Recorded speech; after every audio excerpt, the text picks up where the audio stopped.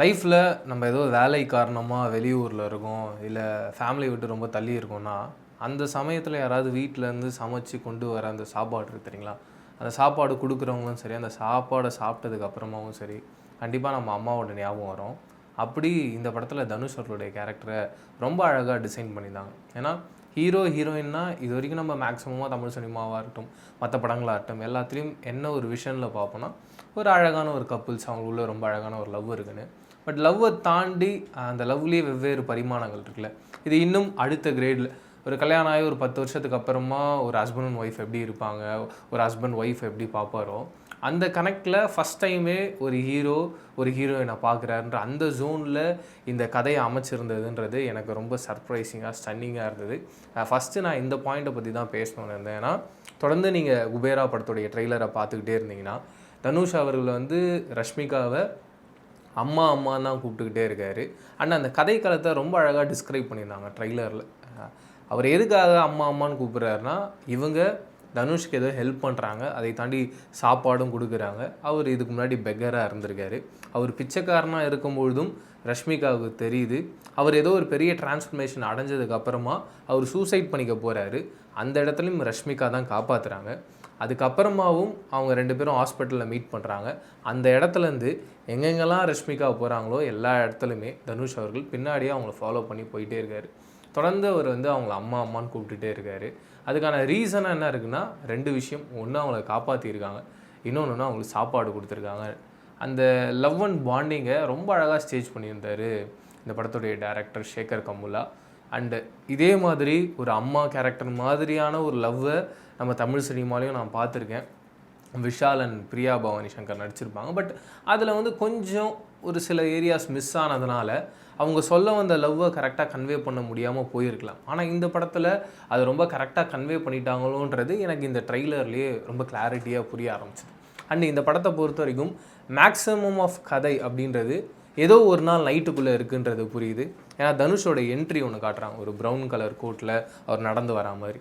அதே ட்ரெஸ்ஸில் நீங்கள் பார்த்தீங்கன்னா ராத்திரி அவர் ஓடுறாரு, பிச்சைக்காரங்க கூட உட்காந்து சாப்பிட்றாரு. ஏகப்பட்ட ஷிஃப்ட் அண்ட் டேர்ன்ஸ் இருக்குது அதே ட்ரெஸ்ஸில். அப்போ நமக்கு தெளிவாக புரிய வருது, ஏதோ ஒரு நாள் தனுஷ் அவருடைய வாழ்க்கையில் மறுபடியும் ஹைட்ஸ்லேருந்து கீழே விழுறாரு. ஏன்னா அவர் பிச்சைக்காரனாக இருக்காருன்றத அங்கே ஒரு சிவனும் பார்வதியும் அந்த அன்னத்தை வந்து பார்வதி வந்து சிவன்கிட்ட கொடுக்குறாங்க. இந்த ஒரு ஃபோட்டோவை வச்சு தான் ஹீரோ அண்ட் ஹீரோயினோட கேரக்டரைசேஷனே டேரக்டர் வந்து ஃப்ரேம் பண்ணியிருக்கேன். அதுவும் எனக்கு ரொம்ப ஸ்டன்னிங்காக இருக்குது. ஏன்னா பீரியாடிக்கலாக ஒரு கதை இருக்குது, அந்த கதையை ஒரு மெட்டஃபரிக்காக எடுத்து இப்போ நடக்கிற ப்ரெசன்ட் கதையில் அதை அப்ளை பண்ணி அது ஆடியன்ஸுக்கு கரெக்டான ஒரு ப்ரெசன்டேஷனோட அது தெரிஞ்சும் தெரியாமல் கொடுக்குறாங்களே, அது ரொம்ப அழகான ஒரு ரைட்டிங் அண்டு டைரக்ஷனோட எக்ஸிக்யூஷன். அதை சேகர் கமுலா பீக்கில் பண்ணியிருக்காருன்றது தான் எனக்கு தனுஷ் அண்ட் ரஷ்மிகா மந்தனாவுடைய கேரக்டரைசேஷன் பார்க்கும்போது புரிய வந்தது. மீண்டும் தனுஷோடைய கேரக்டரை பொறுத்தவரைக்கும் பார்த்தீங்கன்னா, அவர் ஒரு பிச்சைக்காரனாக இருக்கார். அவரை வந்து நாகார்ஜுனா ஏதோ ஒரு பாயிண்டில் மீட் பண்ணுறாரு. அந்த ஏதோ ஒரு பாயிண்ட் என்னன்றதும் ரொம்ப அழகாக டிஸ்கிரைப் பண்ணுறாங்க. நாகார்ஜுனா கீழே ஒருத்தன் வேலை செஞ்சுக்கிட்டு இருக்கான். அவன் வந்து தொடர்ந்து அவனை கீழே இருக்கவங்க பிச்சைக்காரவங்களாம் ரொம்ப பயங்கரமாக கஷ்டப்படுத்துகிறான், அடிக்கிறான், துன்புறுத்துகிறான். இதை தொடர்ந்து தனுஷ் அவர்கள் பார்த்துட்டே இருக்காரு. பட் அவரால் எதுவும் பண்ண முடியல. அப்போ அந்த சூழ்நிலையில் நாகார்ஜுனா மாதிரியான ஒரு ஆள் எல்லார் முன்னாடியும் அவங்கள இத்தனை நாளாக கொடுமை பண்ணிக்கிட்டு இருக்க அரக்கனை தடுத்து நிறுத்துறாரு. அப்போ அவர்கிட்ட கேட்குறாரு தனுஷ்கிட்ட, எனக்காக நீங்கள் ஒரு வேலை பண்ணணும்னு சொல்லிட்டு. தனுஷ் இவ்வளோ பெரிய உதவி இவருக்கு பண்ணியிருக்காருன்னும் போது நம்ம இவருக்காக என்ன வேணால் பண்ணலாம், உயிரையும் கொடுக்கலாம் அப்படின்ற அந்த பாயிண்ட் ஆஃப் வியூவில் அவர் இருக்காருன்றதை அந்த டைலாக்ஸில் அங்கங்கே ப்ளேஸ் பண்ணிக்கிட்டே வராங்க. அதுக்கப்புறம் தனுஷ்கிட்ட நாகார்ஜுனா சொல்கிறாரு, நீங்கள் வந்து இத்தனை கோடி ரூபாய் உங்களுக்கு தரோம், அதை நீங்கள் சேஃபாக பார்த்துக்கணும் அப்படின்னு சொல்லிட்டு. தனுஷ் புரியல, கோடி கோடி கோடின்றீங்க, எத்தனை கோடி என்னன்றதே புரியலையே, நீங்கள் எதையுமே அதை முழுசாக சொல்ல மாட்டேறீங்களே அப்படின்றத சொல்கிறாரு. அதை தான் டைலாகில் ட்ரெய்லருடைய ஃபஸ்ட்டு சீக்வன்ஸில் காட்டியிருப்பான். மறுபடியும் அது எத்தனை கோடி அப்படின்றத புரிய வைக்கிறதுக்காக ஒரு ஷட்டரை ஓப்பன் பண்ணுறாங்க. ஷட்டரை ஓப்பன் பண்ணால் முழுக்க முழுக்க பணமாக இருக்குது. அண்டு இந்த எல்லா படத்தையும் அவங்க தொடர்ந்து டிரான்ஸ்ஃபர் பண்ணிக்கிட்டே இருக்காங்க. எதுக்காக அப்படின்னு பார்த்தீங்கன்னா, ஒரு மிகப்பெரிய ஆயில் மில் அண்டு இந்த உங்கள் எல்லாருக்குமே தெரியும், பெட்ரோல் வந்து இந்த மிகப்பெரிய ஆயிலிருந்து தான் எடுத்து ஒரு ஒரு பியூரிஃபிகேஷனில் மாறிட்டே இருக்கும். ஃபஸ்ட்டு பெட்ரோலாக இருக்கும், அடுத்து டீசலாக இருக்கும். அப்படி அத்தனை ஆயில் கிணறுகளை வச்சுக்கிட்டு இருக்க ஒரு மிகப்பெரிய ஒரு கார்ப்பரேட் நிறுவனத்துடைய ஓனர். அவன் என்ன டிசைட் பண்ணுறான்னா, இங்கே இருக்க அரசாங்கத்தை மாற்றணும்னு டிசைட் பண்ணுறான். அதுக்காக பணத்தை வந்து சும்மா ஃப்ளட்டு மாதிரி ஃப்ளோ பண்ணுறான்.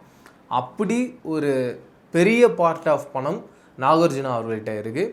நாகார்ஜுனாவுடைய மிக முக்கியமான வேலையாகவே என்ன இருக்குன்னா, அந்த பணத்தை இன்னொரு இடத்துல போய் சேர்க்கணும் அப்படின்றது தான் அவருடைய வேலையாக இருக்குது. அதுக்கு எக்ஸாம்பிளாக எந்த ஷாட் காட்டுறாங்கன்னா, ஏதோ ஒரு கல்யாணம் நடக்குது. அந்த கல்யாணத்தில் இருக்க எல்லா காரியமே நாகார்ஜுனா தான் அனுப்பிக்கிட்டு இருக்காரு. அதில் புரிய வந்துடுது நாகார்ஜுனா இந்த ஒரு தொழிலை தான் மிக முக்கியமான தொழிலாக பார்த்துட்ருக்காரு. ஆனால் வெளி உலகத்தை பொறுத்த வரைக்கும் அவர் ஒரு மிடில் கிளாஸ் ஃபேமிலியில் சுனைனா மாதிரியான ஒரு ஹீரோயின் கூட ரொம்ப அழகான ஒரு ஃபேமிலி வாழ்ந்துட்டு இருக்க ஒரு நபராக இருக்கு.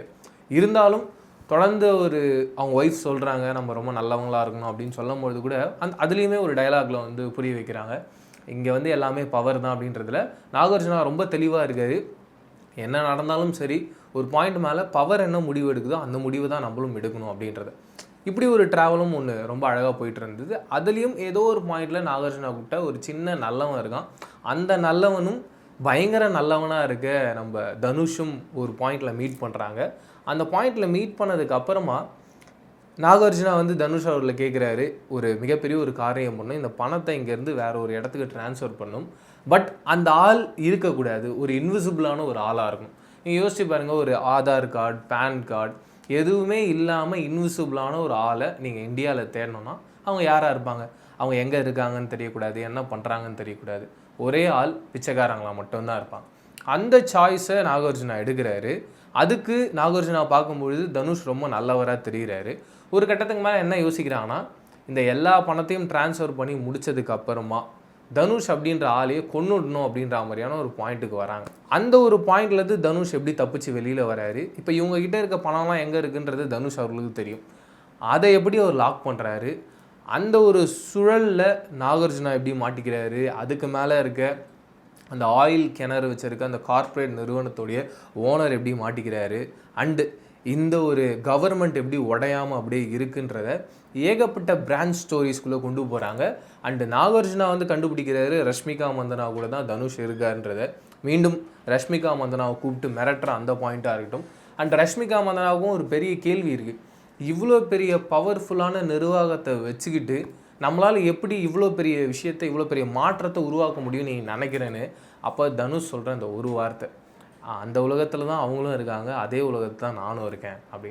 அது யோசிச்சு பாருங்கள். நீங்கள் ஒரு தேட்டர் மூமெண்ட்டாகவும் சரி, அந்த டைலாகாகவும் சரி, அண்ட் நம்மளுடைய ரியல் டைம் வாழ்க்கையிலையும் சரி, நம்மளோட பணக்காரங்க, நம்மளுடைய பவர்ஃபுல்லான ஆளுங்கள்லாம் இருக்காங்க, ஆனால் அதே உலகத்தில் நம்மளும் இருக்கோம். ஏதோ ஒரு பாயிண்டில் நம்மள மாதிரியான ஒரு சாதாரண ஆள் ஒரு சின்ன மாற்றத்தை ஏற்படுத்துகிறான். அது அந்த பவர்ஃபுல்லான ஆளோடைய வாழ்க்கையில் எந்த அளவுக்கு அடியாகவும் டிசாஸ்டராகவும் மாறி அந்த பவரும் பேரும் புகழும் எல்லாமே வித்தின் த செகண்ட்ஸில் எப்படி ஜிபேயில் கேஷ் ட்ரான்ஸ்ஃபர் பண்ணுறோமோ இந்த அக்கௌண்ட்லேருந்து அந்த அக்கௌண்ட்டுக்கு, அப்படி வித்தின் த செகண்ட்ஸில் எல்லாமே ஒரு பிச்சைக்காரனாக இருக்க தனுஷ்க்கு அப்படி மாறுது அப்படின்னும் போது எனக்கு அதை ஸ்க்ரீனில் பார்க்கணுன்னு சொல்லிட்டு பயங்கர எக்ஸைட்டிங்காக வெயிட் பண்ணிகிட்ருக்கேன். அவங்க ரொம்ப அழகாக ஸ்டேஜ் பண்ணியிருந்தாங்க இந்த ட்ரெய்லரை. அண்டு ஓவராலாக எல்லா எமோஷன்ஸும் இந்த படத்துக்குள்ளே இருந்தது. அண்ட் தனுஷோடைய கேரக்டரைசேஷனும் ரொம்ப நல்லவனாக இருக்கவன் எப்படி நாகார்ஜுனா ரொம்ப கெட்டவனாக இருந்தாலும் அவருக்குள்ளே ஒரு நல்லவன் இருக்கானோ, அப்படி தனுஷ் அவர்களையும் எப்படி ப்ளே பண்ணியிருக்காருன்னா ரொம்ப நல்லவனாக இருக்கும்போது அவருக்குள்ளேயும் ஒரு சின்ன கெட்டவன் இருக்கார். அந்த கெட்டவன் ஒருத்தன் உருவானானா எவ்வளோ பெரிய அரசாங்கமாக இருந்தாலும் சரி, எவ்வளோ பவர்ஃபுல்லான ஒரு ஆட்களாக இருந்தாலும் சரி, அவங்கள எல்லாரையும் அடித்து தும்சம் பண்ணலான்ற அந்த பாயிண்டில் காட்டுறதா இருக்கட்டும். இதில் நிறைய நடுவில் ஒரு ஷார்ட்ஸ் பார்த்தேன், இந்த பிளாக் கார்ட்ஸ் மாதிரியான ஒரு சீன்ஸ் வருது. அதை எங்கே ப்ளேஸ் பண்ணியிருந்தாங்கன்றது எனக்கு தெரில. ஒரு வேளை அது ப்ரீ கிளைமேக்ஸாக கூட இருக்கலான்ற ஒரு கொஸ்டின் எனக்குள்ளே இருந்தது.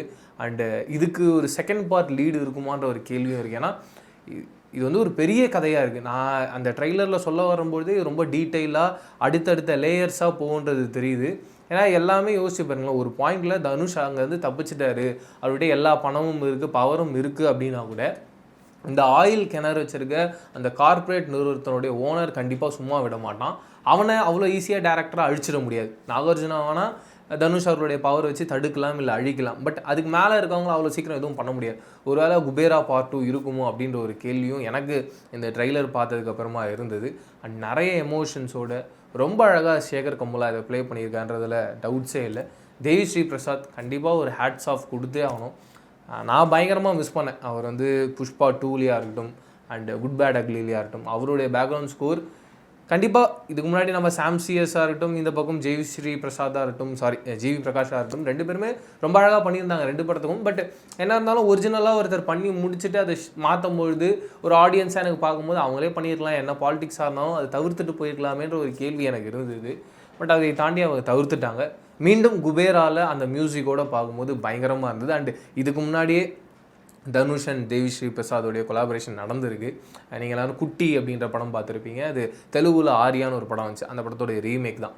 அந்த படத்துலையுமே வந்து தேவிஸ்ரீ பிரசாத் தான் மியூசிக் பண்ணியிருப்பார். மீண்டும் அதே காம்பினேஷன் இணைகிறாங்க.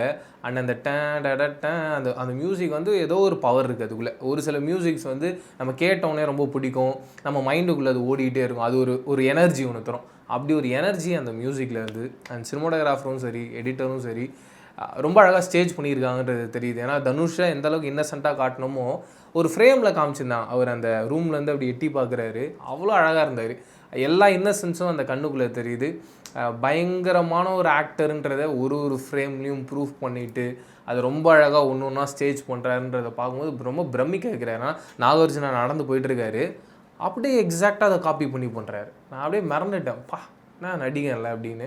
அதை ரொம்ப அழகாக ஸ்டேஜ் பண்ணுறாங்களோ ஒரு ஃப்ரேமிங்கில் ஒரு சினிமோட்டோகிராஃபர் அது அந்த ஒரு சீனுக்குள்ளே அந்த கதையை சொல்கிறாருல, அது எனக்கு ரொம்ப பிடிச்சிருந்தது. எடிட்டராகவும் ரொம்ப பிக்சர் பர்ஃபெக்டாக இந்த ட்ரெய்லரை கட் பண்ணியிருந்தார். நீங்கள் நார்மலாக இந்த ட்ரெய்லரை பார்த்தீங்கன்னா இந்த ட்ரெய்லருக்குள்ளே இவ்வளோ கதை சொல்லியிருக்காங்களான்ற ஒரு கேள்வி இருக்கும். ஆனால் இந்த ட்ரெய்லருக்குள்ளே அவங்க மொத்த கதையுமே சொன்னாங்க. அது எனக்கு சர்ப்ரைசிங்காக இருந்தது. அண்ட் எப்பயுமே ஒரு ட்ரெய்லர் முடியும் போது எப்படி இருக்கணும்னா, சரி இதெல்லாம் எப்படி நடந்தது அப்படின்ற அந்த கொஸ்டின் இருக்கணும். அந்த கொஸ்டினும் இந்த ட்ரெய்லருக்குள்ளே இருந்தது. அப்படி ஓவராலாக பயங்கரமாக சாட்டிஸ்ஃபை பண்ண ஒரு ட்ரெய்லராகவும் ரொம்ப எதிர்பார்த்துட்டு இருக்க ஒரு படமாகவும் தான் எனக்கு இந்த குபேரா இருக்குது. இதை தாண்டி நீங்கள் இந்த ட்ரெய்லரை பார்த்துட்டு என்ன மாதிரி நீங்கள் என்னென்ன மாதிரியான பாயிண்ட்ஸ்லாம் நோட் பண்ணிங்கன்றதை கமெண்ட் செக்ஷனில் ஷேர் பண்ணிக்கோங்க. இதே மாதிரி சூப்பரான அடுத்த வீடியோவில் சந்திக்கிறேன். அதுலேயும் டடா பபிஸ்மினா பிரவீன் கேஎஸ். பாய்.